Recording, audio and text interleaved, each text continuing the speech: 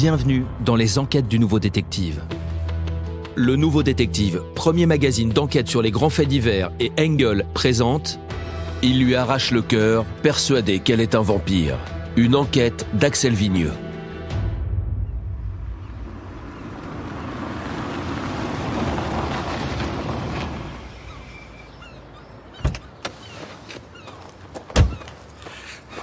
J'espère qu'il lui est rien arrivé. Ce 14 novembre 2024, Giuseppe presse le pas vers la villa de sa tante. Il a un mauvais pressentiment. Certes, Silvana est en bonne santé pour ses 73 ans, mais depuis ce matin, plus moyen de la joindre. C'est Fabio, son fils cadet, qui a donné l'alerte. Sa mère ne répond pas au téléphone et ce n'est pas normal. A-t-elle eu un malaise? Un accident? Voilà ce qui arrive quand on habite seul à son âge. Au moindre problème, toute la famille s'inquiète. En vérité, cela fait maintenant 22 ans que Silvana La Rocca, ancienne enseignante, vit seule. Son mari, un ouvrier métallurgiste, est mort dans un accident de chariot élévateur en formant un jeune à la conduite de l'engin quelques jours avant de prendre sa retraite. Triste histoire. Depuis, Silvana, connue pour sa douceur, sa simplicité et sa générosité, vit entourée de l'affection de ses proches à Leporano, une petite ville des Pouilles. Tout le monde y habite à l'exception de Fabio, le fils cadet qui s'est installé en France mais qui appelle la mama tous les jours ou presque.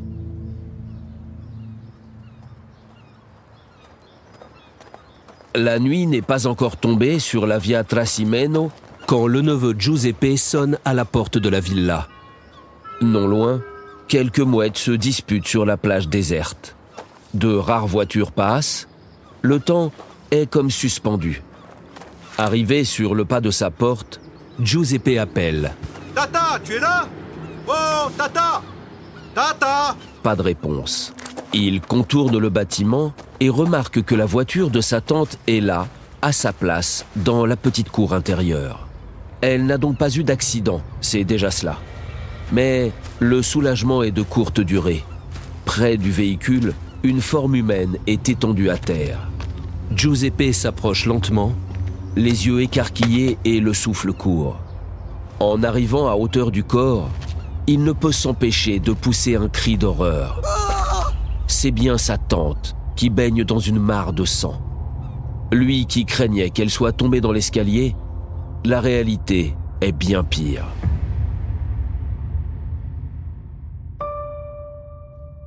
La malheureuse a été tuée à coups de couteau avec une sauvagerie inouïe. La lame s'est abattue des dizaines de fois sur son corps, au point que la poitrine de la vieille dame n'est plus qu'un amas de tissu et de chair mêlée.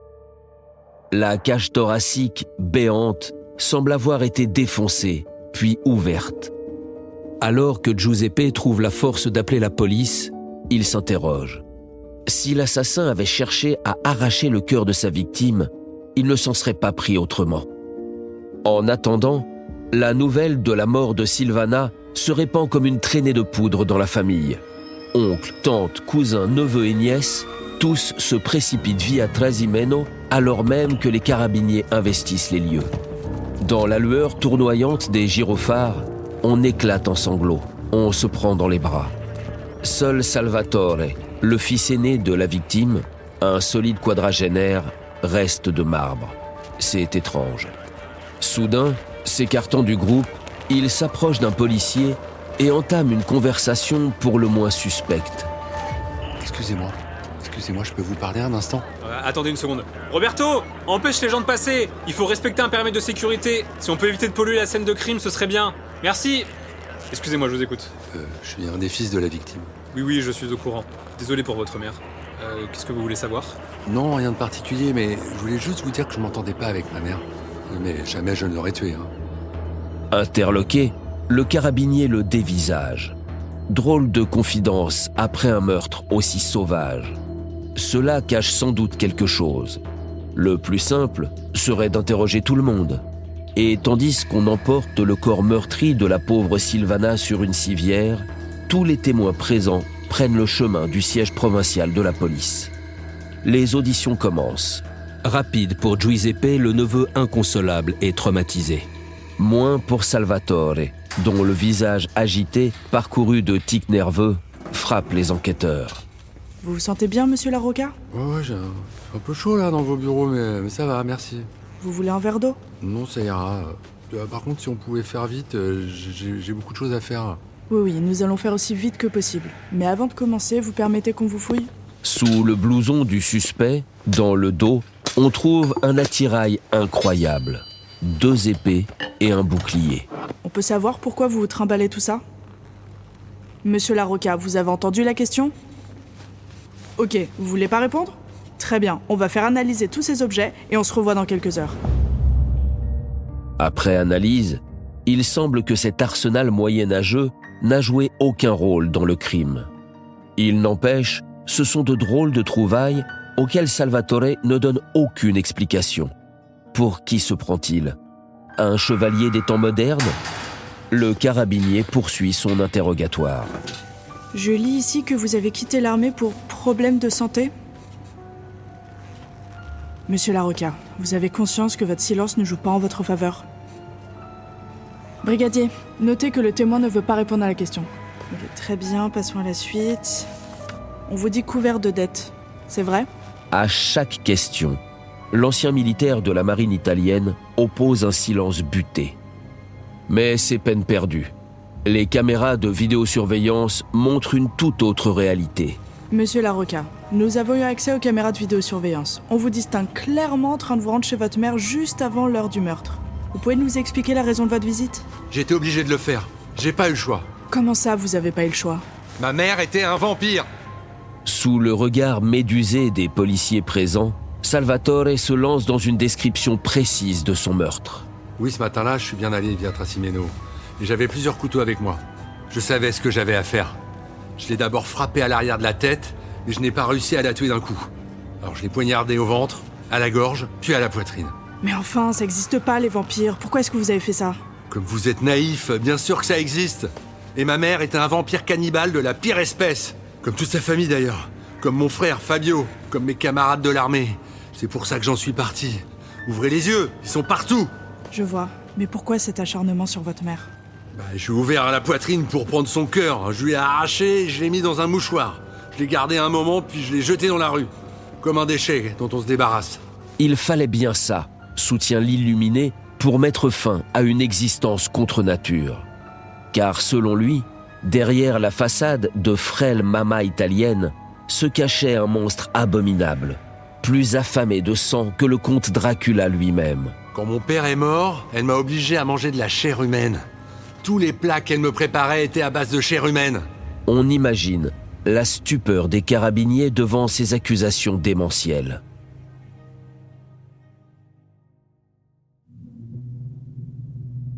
Plus tard, en perquisitionnant le domicile du tueur de vampires, il découvre tout un arsenal d'arcs, de flèches, arbalètes, couteaux, de quoi pulvériser une armée entière de morts-vivants. Sans parler des gousses d'ail suspendues un peu partout et des poignées de sel semées sur chaque seuil, chaque montant de fenêtre. Dans son combat contre les forces maléfiques, Salvatore Larocca n'avait rien laissé au hasard.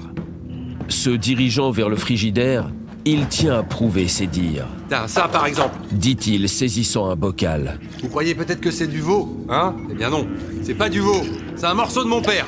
La scène est digne d'un film d'épouvante. Dans la lumière tremblotante du réfrigérateur, le forcené agite un bocal.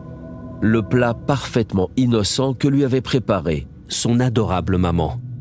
Mais Salvatore n'en fait-il pas un peu trop? Il y a dans son numéro quelque chose de forcé, de surjoué. Au point que dans l'esprit méfiant des carabiniers, le doute s'installe. Toutes ces épées, ces balivernes, ce décorum, ce cœur arraché.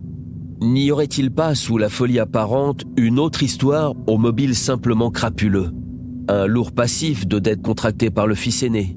Une mère qui lui paye tout, y compris son loyer, et dont il lorgne l'héritage. Et si, dans cette affaire prétendument surnaturelle, le seul cannibale était Salvatore, qui entendait dévorer l'argent de sa mère jusqu'au dernier centime. L'assassin simule-t-il la terreur et la démence, ou est-il réellement fou? En attendant la fin de l'enquête et de son procès, le chasseur de vampires, bien que présumé innocent, n'est pas prêt de revoir la lumière du jour.